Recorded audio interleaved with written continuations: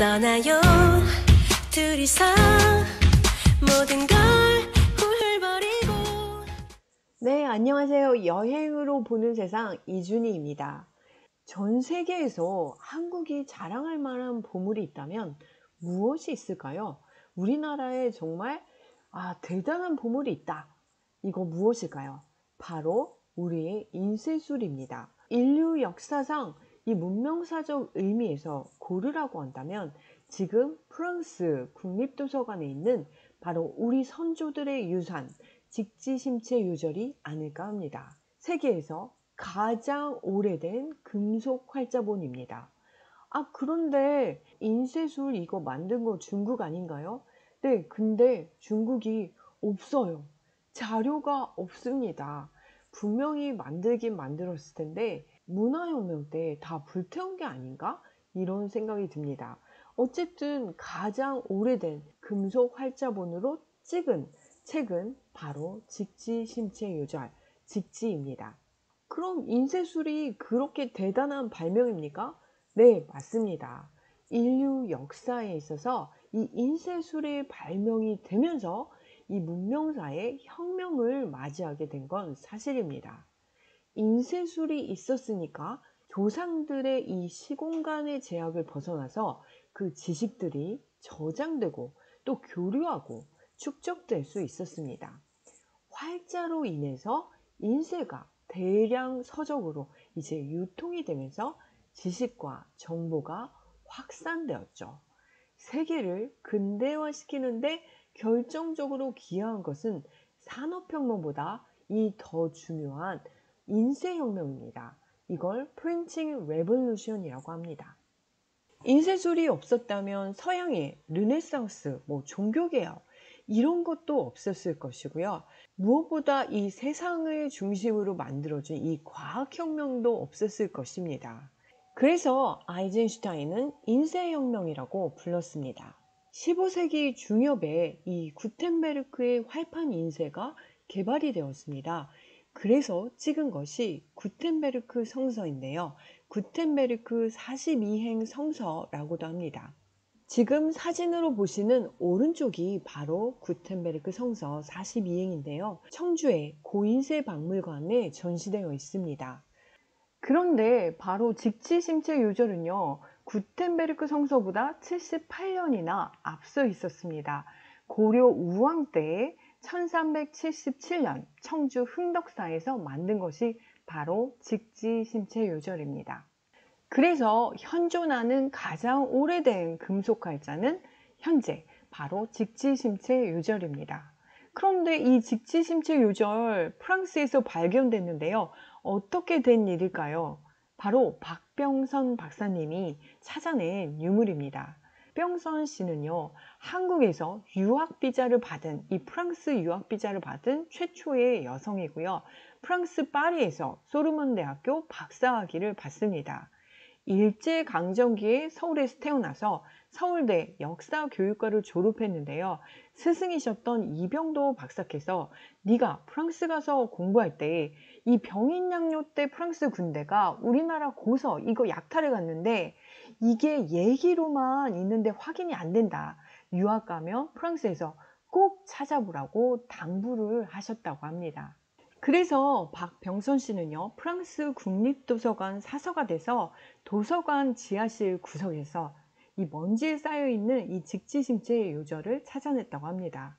직지심체 요절의 존재를 처음 발견해서 직지대모라고도 불립니다.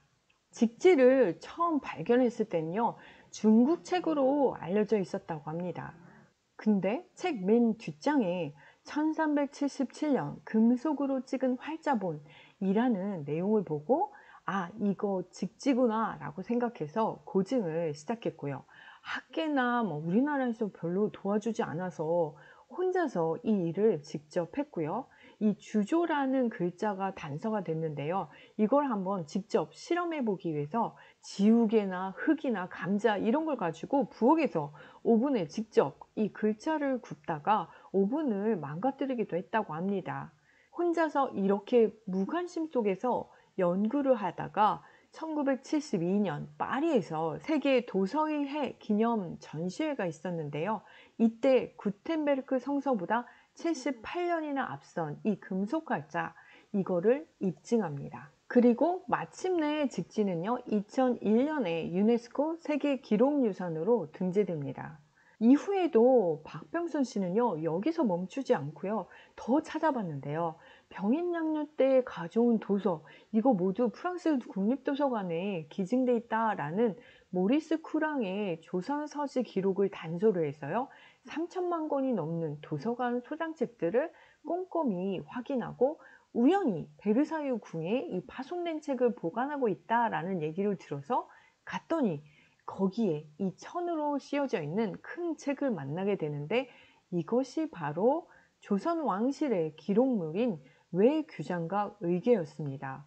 그래서 이것 때문에 프랑스 국립도서관이 이 비밀을 누설했다, 이렇게 해서 사표를 강요하고요, 결국 해고됩니다. 그렇지만 박병선 씨는 여기서 멈추지 않고 10년간 개인 자격으로 이 도서관을 드나들면서 외규장각 의궤 내용을 정리하고 이 반환의 기틀을 마련해서 마침내 프랑스 정부로부터 2011년에 297권의 외규장각 의궤를 145년 만에 대여 형태로 돌려받을 수 있게 되었습니다. 그리고 지금 소개드릴 다큐멘터리 영화 직지 코드는 바로 직지에 대한 이야기인데요. 데이비드 레이먼 감독과 한국인 우광훈 감독이 연출을 맡았습니다. 유럽인들 직지 모릅니다. 프랑스 국립도서관 사서들조차 구텐베르크 성서가 최고 오래된 금속 활자로 지금도 알려져 있는데요. 그래서 이런 불합리한 상황을 영화로 만들어서 알리고 싶어서 이 직지 코드를 만들었다고 합니다. 그런데 영화를 만들어서 보니까 구텐베르크가 인쇄기를 발명할 당시에 고려에서 막 돌아온 사제가 있었는데요. 이 사제가 금속 활자 인쇄 과정을 담은 그림과 문서를 갖고 왔다고 합니다. 결정적인 증거는 없지만 유네스코도 직지의 기술이 구텐베르크에게 영향을 줬을 가능성, 이거 인정하고 있습니다. 구텐베르크가 발명한 것이 아니고 동양에서 파견된 선교사들이 금속활자 기술을 전했고, 이렇게 해서 인쇄가 시작됐다라는 이야기가 바로 이 다큐멘터리 영화 직지 코드의 내용입니다. 그리고 또 하나, 얼마 전 2021년 6월에 인사동에서 금속활자가 대거 출토됩니다. 한꺼번에 1600여 점이 발견된 건데요. 이게 바로 15세기, 16세기 제작한 거고요. 이때가 바로 구텐베르크가 서양인 최초로 금속활자 인쇄술 만들었다 할 때, 그때 이미 우리는 한글과 한자, 금속활자를 활발하게 제작해서 쓰고 있다는 것을 보여준 아주 중요한 유물이었죠. 그 전까지는 책으로만 기록되어 있었는데 이렇게 금속 활자판이 출토되어서 정말 깜짝 놀랄 만한 뉴스였죠. 어쨌든 우리나라는 금속 활자, 또 이전의 목판 인쇄술 역시 마찬가지로 대단한 인쇄 문명의 혁명은 우리나라에서부터 시작했다라고 해도 될 것 같습니다. 네, 여러분 시간이 되시면요, 청주의 고인쇄 박물관 한번 들려보세요. 고인쇄 박물관에 가면 인쇄 과정이나 우리나라 목판 인쇄부터 금속활자까지 이곳에 잘 전시가 되어 있습니다. 네, 흥덕사도 바로 옆에 있으니까 이곳이 바로 직지를 만들었던 곳이라고 하니까요, 함께 구경하셔도 좋을 것 같습니다.